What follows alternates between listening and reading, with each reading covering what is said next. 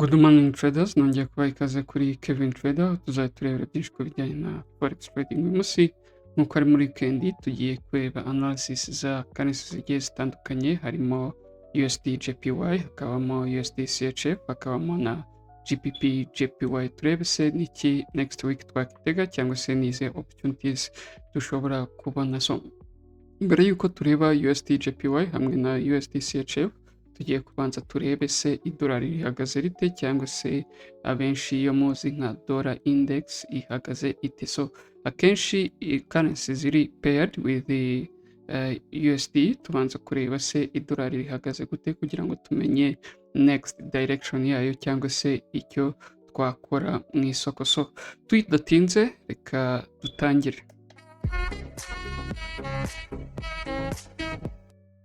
So dollar index nk'uko bizi mu minsi ishize yari imaze iminsi iri muri bearish cyangwa se iri kujya muri downtrend, nyuma yaje gukora recovery irongera amanuka, yongera ikora indi uptrend aho yagendaga making higher highs, higher low, higher highs, higher low.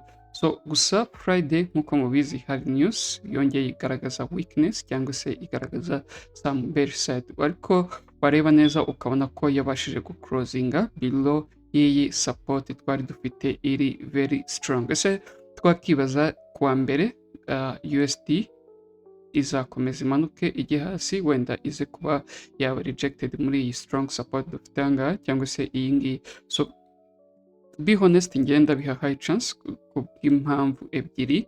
Icya mbere yabashije kumanaginga gucrosinga below iyi strong support dufite ahangaha. Urabona ko kandi ya Friday, last Friday yabashije kumanaginga gucrosinga below iyi support. Awaza ukanareba hano left side ukabona ko hari very clean candles, so which means ko buri gihe tubona ko iyo dufite clean candles cyangwa se tubonye aho market yabasha gutrendinga, ni ukuvuga ngo iyo market yongeye kuhagira ibasha gukomeza gutrending. So ikintu ndi gutekereza cyangwa se ndi kubona gishobora kuwa mbere market ishobora kuzongera gukora some pullback kugira ngo ibashe gucreatinga week, yamara gucreatinga week igahita iba rejected kugira ngo ize kuzuza ino range dufite ahangaha kandi iri very clean. So ino support ishobora gukora, ishobora no kudakora, byose tugomba kubitegereza, ariko hagati y'iyi n'iyi ngiyi hagomba kuba imwe ikora. Reka tujye muri 1 hour turebe hose byifashe bite. So muri 1 hour urabibona ko yamanaginze closing below ya strong support twabonaga ko dufite hari. Ese izongera iba yazamukaho gato ibongere kuba rejected, gusa USD ibashije kumanaginga ikaza kuba kuri rejected kuri support, niho twaba dufite strong confirmation ko igiye gukomeza kujya muri downtrend. Ariko iramutse ibaye rejected kuri support birashoboka nabyo, ariko be honest, I wish ko byibuze yageramo ahangaha, nibyo byaba biri very safe cyangwa se nibyo byaba biri good confirmation ko iramutse ibaye rejected kuri support, kuko murabona ko hari na moving average 20 EMA abenshi muyizi ikora nka support and resistance. So ahangaha haba hari support ebyiri, itabashije kuba rejected kuri support yaba rejected kuri moving average, ariko bikatwereka ko hari downtrend iri strong, kuko ababyibuka neza nimba narigeze kubisobanuraho gato, nababwiye ko mu gihe tubona moving average iri away from candles cyangwa se itanatacinga kuri candles, biba byerekana strong trend, cyangwa se biba byerekana nimba iri kujya muri uptrend ko hari strong uptrend, cyangwa se nimba biri kujya hasi biri kwerekana ko ari strong downtrend. So tudatinze reka tujye kuri USD JPY turebe se byifashe bite, nizi opportunities dushobora kubona. Nk'uko tumaze kubona ko dollar cyangwa se index dollar igaragaza some bearish side. Reka duhere analysis zacu muri daily time frame kugira ngo tugende tumanuka dukora analysis zacu. USD JPY nk'uko ubibona yari yamanaginze ku breaking out of this range twari dufite ahangaha, yari very strong. I think ko n'igihe twaherukaga gukora analysis niyo twavugaga ko twifuza ko byibuze ya breaking out of that zone kugira ngo tubashe kubona next direction yayo, ariko wabona ukabona ko yagezemo aha ngaha ikaba rejected, ariko ushobora kwibaza ni ukubera iki yabaye rejected hariya. So reka tujye left side turebe, turabona ko ari strong resistance, ureba ko aha rejection ya mbere, aha hakaba rejection ya kabiri, aha hakabamo izindi rejection, mu gihe market yari yamanujinze ku closing above, irongera iramanuka, yongera iba rejected isubira hejuru. So dukomeje scrollinga urabona ko hano harimo za rejection nyinshi, which means ko iriya ari strong support dufite kuri strong resistance kuri daily time frame kuri USD JPY. So ese kuba market yarabashije kurejectinga kuri iyi resistance, izakomeza imanuke hasi ikomeze ijya muri downtrend, cyangwa se ishobora kugera muri support ikaba rejected? So to be honest, dukurikije uko twabonye idolari ko riri kugaragaza some bearish side, keretse n'iri covering because of news, ariko nikomeza kugaragaza weakness, hari high chance ko USD JPY ishobora kugera kuri support, yamara kuyigera ikaba rejected igakomeza hejuru. So kubw'izo mpamvu reka dushyireho green box, byerekana ko anytime market yahagera ishobora kwerekana rejection, ariko kuba shaka guseringa nabyo birashoboka, nkuko twabonye ko USD iri weak cyangwa se iri kugaragaza some bearish, ishobora kuzamuka ikaba rejected kuri support ikahita ikomeza ikajya hasi. So ariko you have to be careful, confirmation uzayikura kuri dollar index. So tudatinze twigire muri 4 hours, ndi kumva ibyo dusobanuye aha ngaha biri very clear, ahubwo reka twigire muri 4 hours turebeho yifashe bite n'iki market iri kutubwira, turebe se amakuru dufite namwe nayo kuri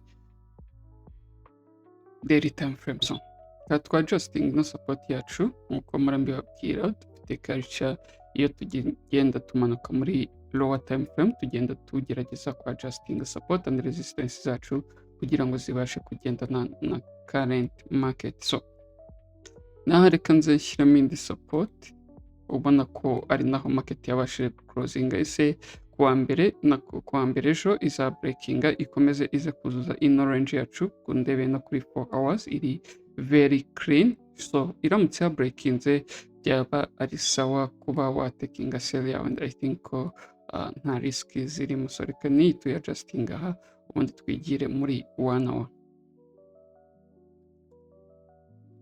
So muri 1 hour nkuko kuva twatangira muri daily time frame, nkuko twarebye ko USD JPY iri very weak cyangwa se iri kugaragaza some bearish side, ni nako GBP USD JPY iri kugaragaza some bearish side, kuko nababwiye ko pairs zose zijyanye na USD zigendana nuko idolari riri kugenda. So ushobora kwibaza niki dushobora kurindira ku rwa mbere. Icya mbere nuko market wenda yakongera ikazamuka ikaba yaba rejected kuri support, cyangwa se iga creating icyo twita lower high, ikahita iba rejected kugira ngo ize kuzuza ino range yacu. Iyo ni ntuza ya mbere ishoboka, nkuko twari twabonye ko igaragaza some bearish. Indi ya kabiri nuko ya creating a range mahangaha, yamara creating a range ikakora breakout kugira ngo ize kuzuza ino range yacu. Niyo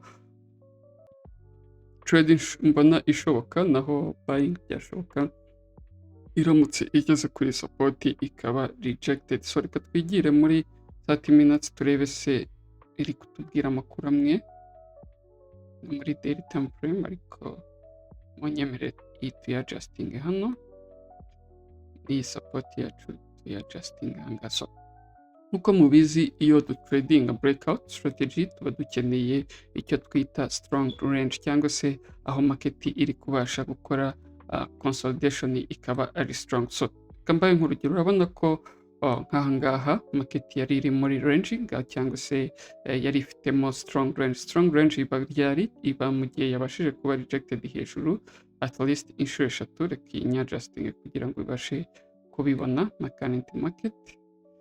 Ni dushatse twa adjusting, sorry, dushatse twayadjustinga hano. So byibuze igomba kuba yarabaye rejected kuri support cyangwa se resistance inshuro eshatu. So urabona ko ahangaha nyuma yaho yakoze icyo bita breakout, yongeje isubiramo imbere, nyuma iza gukora breakout ikomeza kuzuza ino range. So n'ahangaha rero icyo dukeneye ibintu bibiri bishobora gushoboka kugira ngo tubashe kubona trade yacu. Icya mbere ni uko wenda ya creatinga range iri ahangaha ikaba strong, nyuma ikaza kuba yakora breakout kugira ngo ihite ikomeza hasi. Icyo nicyo cya mbere, cyangwa se ikaza ku testing no support. Urabona ko hari na moving average 20 EMA ikaba rejected ikahita ikomeza hasi. Gusa you have to be careful kuko kuwa mbere akenshi market iba iri muri consolidation cyangwa se idafite direction. So you have to be careful mbere yuko utakinga trade yawe. So reka twigire no kuri USD CHF turebe ese ho byifashe bite, turebe se ho iratubwira iki. Reka tutangira analysis zacu muri daily time frame, tugende tumanuka nkuko tubisoje kuri USD JPY. So dutangiriye kuri high time frame, urabona ko USD CHF iri kugaragaza some bearish side, aho yagerageje gukora some recovery, ariko ejo kubera for news ikahita yongera ikamanuka. Ese iri bumanuke ize kuba yatestinga hano, tubona ko hari strong support cyangwa se iraguma muri consolidation. So we have to wait and see. Gusa nkuko bisanzwe dufite culture yo gushyiraho green box cyangwa se red box ahantu tubonye hari strong support cyangwa se strong resistance. Icyo gihe icyo bidufasha kumenya aho market ishobora kugera ikaba reactinga, ikaba yasubira muri buying side cyangwa se muri selling side. So nangaha reka dushyiremo support kuko urabona ko aha yabaye rejected, aha yerekana ama rejection.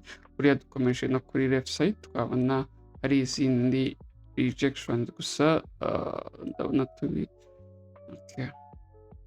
Urabona yamanagitse closing above, gusa to be honest kuri current structure ndabona ko iri strong support kuko rejection ya mbere, ya kabiri, iya gatatu, kandi nababwiye ko byibuze market yabaye rejected inshuro eshatu iba iri strong. So reka dushyireho red box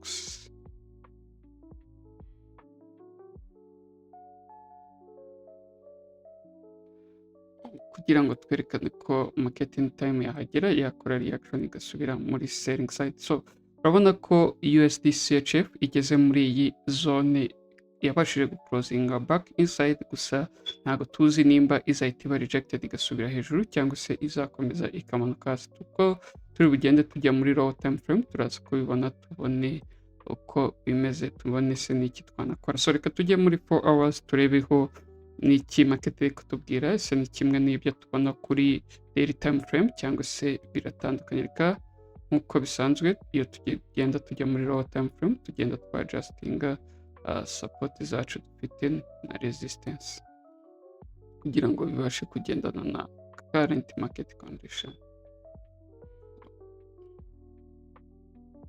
Mbere y'uko mbasobanurira gato, reka tubanza aha dushyiremo support.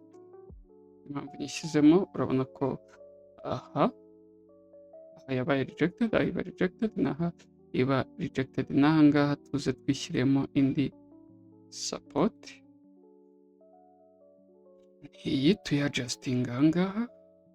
Impamvu nyadjustinga aha, urabona rejection, nawe ukabonamo za rejection. So kuri USD CHF urabona ko market yabashije closinga, ibashije kukavaringa full body iyi bullish candle dufite. Se next candle iza creating a wick itiyongera imanuke. So hari high chance ko next candle yaza gutestingamo half candle yiyi kugira ngo ibashe kuba yakora ikintu kimeze nka gutya, ize yongere izamuke ibe rejected itibona gukomeza kumanuka kuzuza ino range. Kuri 4 hours ndabona ko dushobora kubona some bear side, gusa to be honest irasa nkaho irimo complicated kuko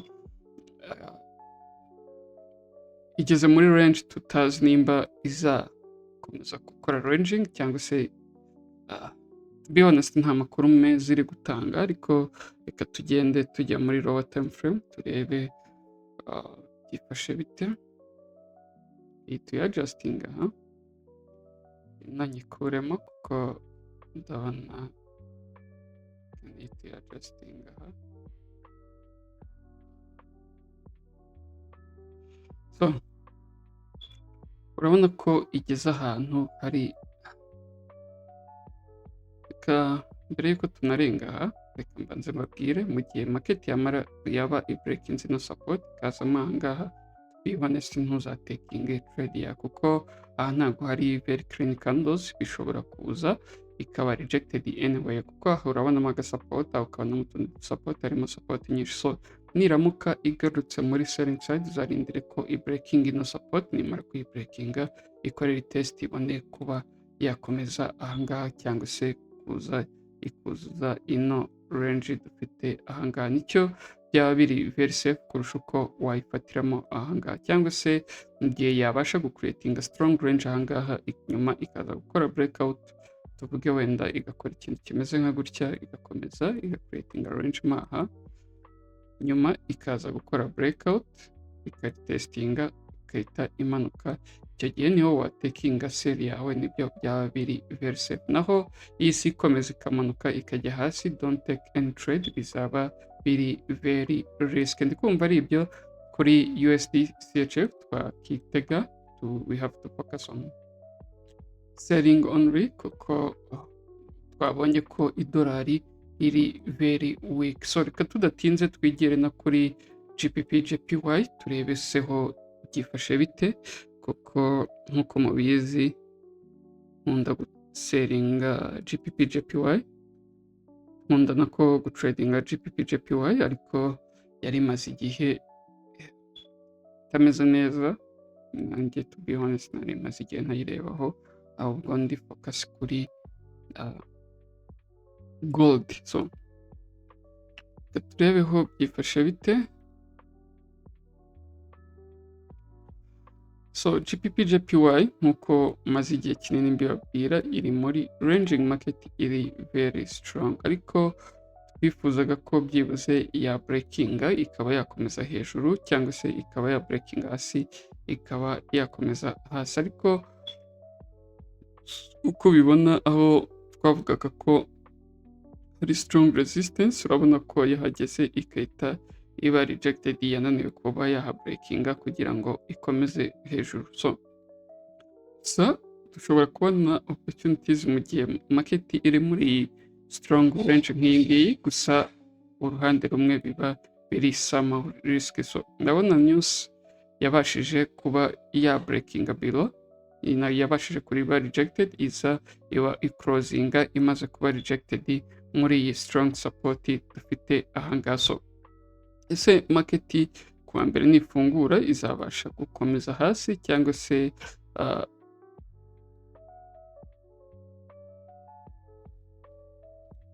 market nifungura izabasha gukomeza ijya muri downtrend, cyangwa se izaba rejected isubire hejuru? So for now to decide biri hard, ariko uko tugenda tujya muri lower time frame dushobora kubona information. Gusa icyo nifuza ni uko yakongera ikazamuka ikaba yaba rejected kuri support, kugira ngo ibashe kuba yakomeza hasi igakora nk'ikintu kimeze uko igahita iba rejected, kugira ngo ibashe kuba yaza kuzuza muri izi support dufite ahangaha. So reka twigire muri 4 hours tudatinze turebeho byifashe bite, turebe se iri kutubwira ibimeze kimwe n'ibyo muri daily time frame, cyangwa se biraba bitandukanye. So muri 4 hours urabona ko market ya closinze ari hama, cyangwa se itangiye kuba rejected ngo ikomeze yisubirire hejuru. So hari high chance ko GBP JPY yakomeza igasubira hejuru, cyangwa se ikaza kuri coveringa ino candles zabayeho, ariko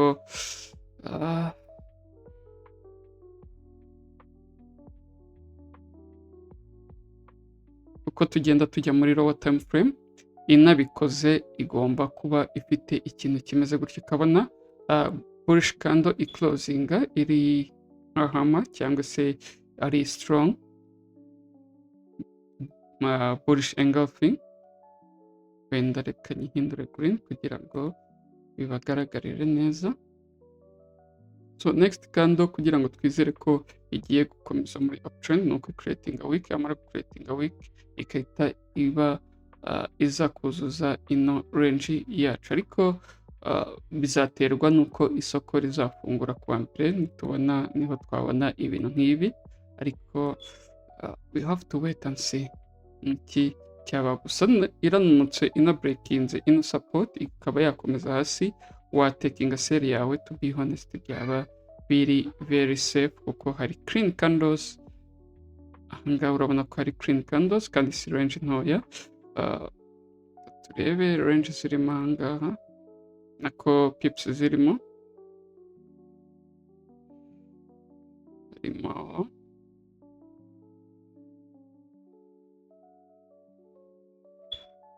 harimo pips 12 kuri no 12, 127. Urumva ko ari range nziza GJ iramutse ibikoze, watekinga sell yawe byaba biri very safe. Reka twigire muri 1 hour turebeho se byifashe bite, cyangwa se ni bimwe n'ibyo tubona. So gusa hari ikintu gishobora kuba kuri GJ, ishobora kongera gukora some pullback mbere yuko iba rejected igakomeza hasi, which means ko byaba biri very safe, cyangwa se ikaba yagarukamo muri iyi range, ikagarukamo creating a range, nyuma yamara creating a range ikaba ariho yakora breakout iyi support, ikahita ikomeza iza kuzuza iriya range market. So ni ukuvuga ngo ni ibyo bibiri twakitega kuri GPP JPY, kuba yagarukamo igacreatinga nk'ikintu kimeze nka support, ikahita iba rejected kugira ngo ikomeze hasi, nk'urugero ikongera igakora ikintu kimeze nk'aha ngaha muri kubona. Urabona ko market yari iri kumanuka ikora some pullback, ihita yongera iba rejected, nanga ishobora kongera kumanuka igacreatinga some lower high, igahita yongera ikamanuka. So nicyo kintu, ibyo bibiri tugomba gutegereza kuri GPP JPY kugira ngo tubashe kuba twabona selling yacu. Kubibaza kuri buying, to be honest nta buying ndabona, keretse igihe market yagera kuri support ikaba rejected, niho washobona buy yawe, cyangwa se watekinga buy ukaba yaza gukora correction y'iyi move dufite ahangaha. So ndikumva ari ibyo ngibyo twakitega kuri USD JPY, USD CHF hamwe na GPP JPY. Thank you so much, have a nice weekend.